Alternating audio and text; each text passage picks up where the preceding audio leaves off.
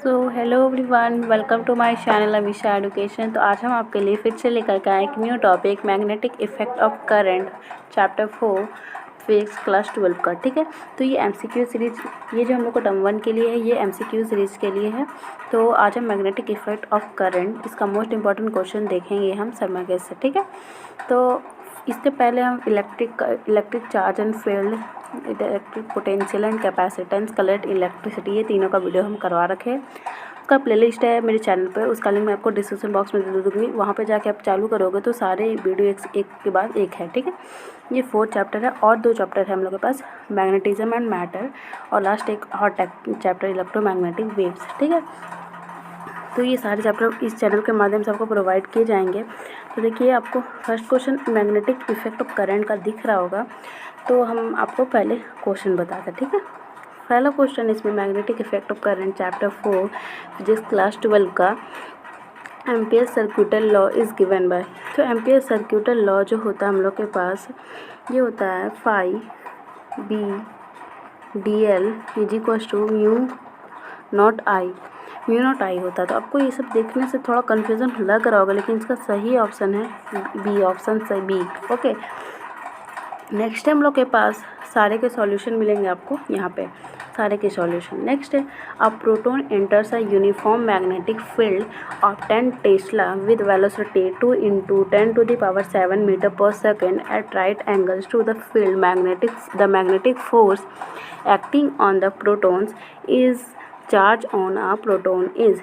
तो प्रोटॉन का चार्ज दिया हुआ हम लोग के पास 1.6 × 10⁻19 दिया हुआ। तो इसका हम सॉल्यूशन आपको यहाँ पे हम करके दिखाते हैं। तो हम लोग सभी जानते हैं कि इसमें निकालने क्या बोला है, magnetic field the magnetic force निकालने बोला। तो magnetic F is equal to होता है हम लोग के पास, F is equal to q v भी होता है ना, तो ये होता है। तो हम लोग के पास क्या क्या गिवन है, ये 10 टेस्ला मैग्नेटिक फील्ड, यानी कि बी का वैल्यू गिवन है 10 टेस्ला। उसके बाद वी वेलोसिटी कितना दिया, 2 × 10⁷ तो 2 × 10⁻7। उसके बाद क्यू चार्ज, ये जो हम लोग का दिया हुआ है यहाँ पे प्रोटॉन का 1.6 × 10⁻19 दिया हुआ है। ठीक है, तो जब हम इसको सभी को इंटू करेंगे तो देखिए हम लोग के पास क्या क्या है। ये जो 10 है, इसको यहाँ पे कर देंगे तो 10⁸ हो जाएगा, मतलब ये वाला ख़त्म। ठीक है, उसके बाद ये जो 1.6 से 2 करेंगे n2, तो हम लोग के पास क्या बचेगा 3.2, यानी कि 16 दूनी 32। ठीक है, एक संख्या बाद पॉइंट लगा दी। उसके बाद 10⁻−19 है यहाँ पे, तो -19 + 8 क्या हो जाएगा हम लोग के पास, +8 करेंगे ना, तो यहाँ पे क्या हो जाएगा -11, यानी कि 3.2 × 10⁻11 न्यूटन। तो ये सेकेंड वाला ऑप्शन हम लोग का बिल्कुल करेक्ट हो जाएगा। ठीक है, तो हम लोग को यही निकालने बोला। तो magnetic force acting on the proton is, तो मैग्नेटिक फोर्स निकालने बोला, इसके लिए हम यहाँ पे यूनिट क्या दिए हैं, न्यूटन दिए हैं। ठीक है, नेक्स्ट क्वेश्चन देखते हैं हम लोग।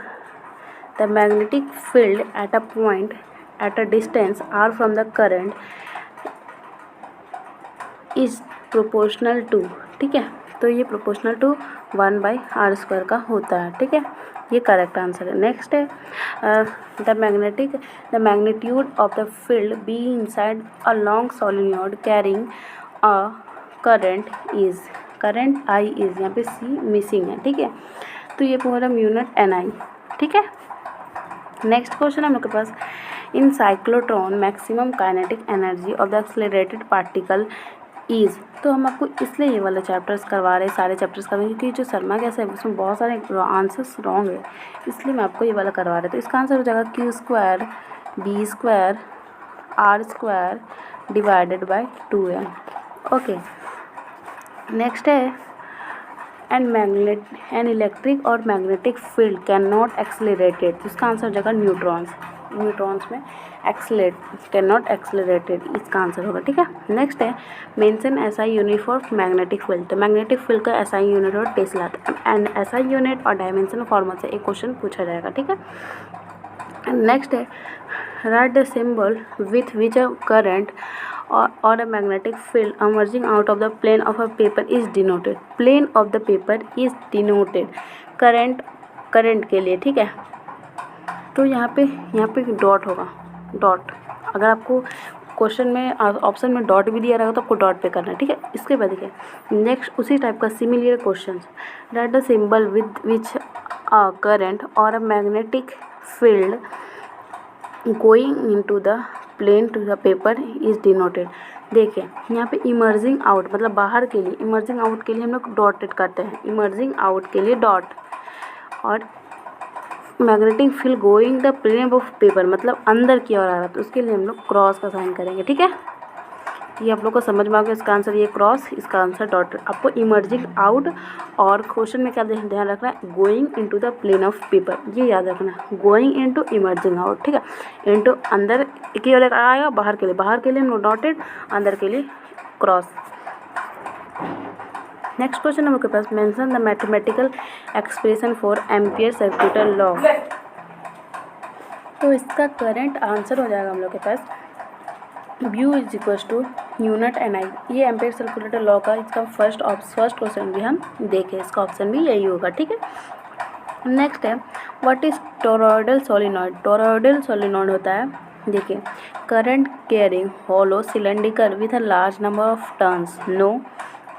Current carrying circular loop, no. Current carrying hollow ring और square with large number of turns. देखिए यहाँ पे हॉलो सिलेंड्रिकल बोला था इसलिए नहीं, यहाँ पे क्या बोला सर्कुलर बोला इसलिए नहीं, हम लोग के पास हॉलो रिंग और square with large number of turns होना चाहिए, उसको हम लोग टोरॉयडल सोलिनॉइड बोलते हैं, ठीक है। करेक्ट ऑप्शन हो जाएगा थर्ड वाला। नेक्स्ट है अब what is the effect of increasing the number of turns और magnetic field produce due to a circular coil, ठीक है। ये इंक्रीज होता है, ये इंक्रीज होता है। नेक्स्ट है the magnetic field at the centre of circular loop of area is B, the magnetic movement of the loop will be. तो देखिए इसका करेक्ट आंसर ये है फोर्थ वाला, ठीक है, 2b a 3/2 divided by mu naught root under pi, इसका current answer. Next है व्हाट इज़ लोरेंज फोर्स। तो लोरेंज फोर्स हमेशा आप लोग याद रखिएगा, force on moving a charge in a magnetic field होता है, moving charge and not energy, only charge. हम लोग मानते हैं कि लोरेंज फोर्स वो law of conservation of charge और कंजर्वेशन ऑफ एनर्जी दोनों का फॉर्मूला से मिलकर बनता है, लेकिन वो हमेशा लोरेंज फोर्स हमेशा क्या होता है, Lorentz force on a moving charge in a magnetic field, okay. उसके बाद है next question, an electrons move with constant velocity parallel to the direction of uniform magnetic field B, the force experienced by the electron is। तो इसका answer देखिए आपको यहाँ पे क्या दिया हुआ है 1, जो बिल्कुल भी गलत है। अगर आपको क्या बोला कांस्टेंट वेलोसिटी तो हमेशा 0 होगा, ठीक है, याद रखिएगा। नेक्स्ट क्वेश्चन है the path of a charge particle when its direction of motion is right angle to the MF will be. यहाँ पे आपको एमएफ मतलब समझ में नहीं आ रहा होगा, एमएफ मतलब मैग्नेटिक फील्ड, ठीक है, कभी कभी शॉर्ट फॉर्म में भी दिया हुआ रहता है, मैग्नेटिक फील्ड एमएफ मतलब, तो इसका आंसर हो जाएगा सर्कुलर, ठीक है, सर्कल हो जाएगा। नेक्स्ट है a charge is a charge q is moving in a uniform magnetic field to such that velocity is parallel to b, then force acting on charges। तो देखिए parallel to b बोला गया है, तो ये parallel to b बोला गया, ठीक है। q is moving uniform मतलब ऐसे कंटिन्यू, ठीक है, such that velocity is parallel to be, तो इसका फोर्स एक्टिंग ऑन चार्ज क्या हो जाएगा, इसका 0 हो जाएगा, ठीक है। नेक्स्ट है हम लोग के पास current sensitivity is defined as the, तो पहला ऑप्शन हम लोग देखते हैं define produced in galvanometer per unit current passing through a coil. तो ये हम लोग का एकदम करेक्ट ऑप्शन है, करंट सेंसिटिविटी इज डिफाइंड है। देखिए बहुत सारे बच्चे ना क्या करते हैं, जो टर्म 1 में क्वेश्चंस आते हैं, तो वो टर्म 1 में क्वेश्चंस आते हैं ना, तो देखिए उसमें क्या होता है ना, टर्म 1 में क्वेश्चन आता है तो बहुत बच्चे टर्म 2 में जो ये जो डेफिनेशन, मान लीजिए अगर आपको टर्म 1 में ये ऑब्जेक्टिव में दे दिया, ठीक है, उसके बाद टर्म 2 में यही करंट सेंसिटिविटी का आपको डेफिनेशन पूछ दिया, तो आप क्या करना ना, करंट डेफिनेशन यहाँ से आप लिख सकते हो, फर्स्ट ऑप्शन करेक्ट है बोल के, ठीक है। तो आप लोग को अगर आप MCQ पूरा अच्छे से करके जाते हो तो आपको कुछ कुछ सब्जेक्टिव में भी मिल जाते हैं इसका ऑप्शन। बहुत बच्चों ने इसकी चालाकी कर, मेरे बच्चे ने मुझे कमेंट कर रहे थे, मुझे मैसेज कर रहे थे कि मैम मैंने ऐसा किया, तो आप भी ऐसा कर सकते हो, ठीक है। या फिर जो बच्चे बहुत कमज़ोर है तो आप वहाँ से कुछ कुछ डेफिनेशन टर्म 1 से, वहाँ पे तो डेफिनेशन दिए हुए रहते हैं, तो वहाँ से आप कुछ कुछ ले सकते हो और पासिंग मार्क ला सकते हो, ठीक है। नेक्स्ट है voltage sensitivity is define as. तो यहाँ पे क्या गया था, हम लोग करंट सेंसिटिविटी पूछा गया था, ठीक है। यहाँ पे वोल्टेज सेंसिटिविटी पूछा गया है। तो वोल्टेज सेंसिटिविटी क्या होगा, deflection produced in the galvanometer when a unit potential difference is applied across the coil, ठीक है। यहाँ पे जो दिया हुआ अमाउंट ऑफ पोटेंशियल डिफरेंस ये नहीं होगा, ratio of voltage and current ये भी नहीं होगा, ये तो नन ऑफ दिस ऐसे नहीं होगा, ठीक है। नेक्स्ट है in the current flowing through loop of a wire is doubled the magnetic field movement will become. तो ये 4 टाइम्स हो जाएगा, डबल हो जाएगा तो 1/r² होता है, तो अगर आपको डबल करना है तो 2r² कर देंगे तो ये क्या हो जाएगा 4r, 2r का स्क्वायर कर देंगे तो 4r का स्क्वायर मतलब 4 टाइम्स इंक्रीजेज हो जाएगा, ठीक है। नेक्स्ट है if the number of terms in moving coil galvanometer is increase it sensitivity, वो भी इंक्रीज हो जाएगा, फर्स्ट ऑप्शन इसका करेक्ट है। नेक्स्ट है what is the use of galvanometer. तो गैल्वेनोमीटर का हम लोग यूज़ क्यों करते हैं, to measure deflection when current is pass in the circuit, okay. Next है देखिए बच्चों डायमेंशन बहुत सारे पूछे जा रहे हैं, इसलिए डायमेंशन का आप एक लिस्ट बना लो सारे वीडियो से, और डायमेंशन एक जरूर याद करके जाना सभी को, ठीक है। तो यहाँ पे magnetic dipole is define as, तो इसका आंसर हो जाएगा 2 equal and opposite pole separated by small distance. इसको हम लोग देखिए यहाँ पे मैग्नेटिक डायपोल का डेफिनेशन आ गया ना। उसके बाद नेक्स्ट हम लोग पूछा डिफाइन मैग्नेटिक डायपोल मूवमेंट। यहाँ पे मैग्नेटिक डायपोल था, इसका डेफिनेशन यहाँ पे मैग्नेटिक डायपोल मूवमेंट का, तो produce of pole strength and the length of the magnet, इसका आंसर हो जाएगा। नेक्स्ट है what is the unit of magnetic dipole moment. तो मैग्नेटिक डायपोल मोमेंट का होता है एम्पियर स्क्वायर मीटर। यहाँ पे दिया हुआ था ऑप्शन ना एम्पियर मीटर स्क्वायर, लेकिन नहीं एम्पियर स्क्वायर मीटर होगा इसका आंसर, ठीक है। नेक्स्ट है do magnetic field line away from the close loop. तो ये स्टेटमेंट बिल्कुल रॉन्ग है, यहाँ पे एस दिया हुआ था लेकिन रॉन्ग है ये स्टेटमेंट, ठीक है। तो करेंट आंसर हो जाएगा नो।